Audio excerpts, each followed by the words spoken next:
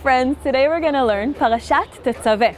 And in Parashat Tetzaveh, we learn about the clothes of the high priest, his holy clothes. We learn that the high priest, lit the golden menorah every day with pure olive oil. But what was he wearing when he lit the menorah? Well, he was wearing the ephod.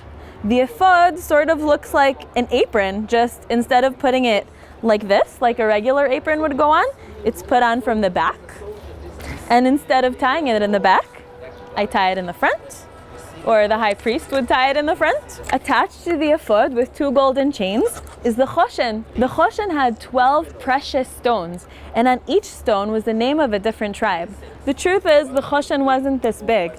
The choshen was the size of a pinky and another pinky, really small, because the gems were really precious and very, very expensive. And the choshen was just this big, like a little jewel on the heart of the Kohen HaGadol.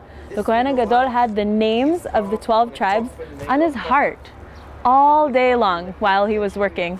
The 2 other special garments that the high priest wore was a coat, sort of made like a sweater, and at the bottom of the coat were bells and pomegranates. We're not really sure what this means, but pa'amonim v'rimonim at the tip of his coat.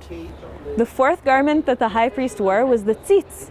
It was like a golden crown that the high priest wore on his forehead.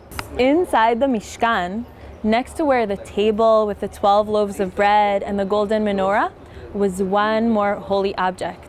The incense altar that was made out of wood and covered with gold was placed inside the Mishkan, right next to the table with the bread and the golden menorah. The 11 ingredients of the incense are right here inside of this box, but I'm not gonna mix them because the only place you're allowed to mix these 11 special ingredients of incense is only in the temple itself. I'm not gonna do it here.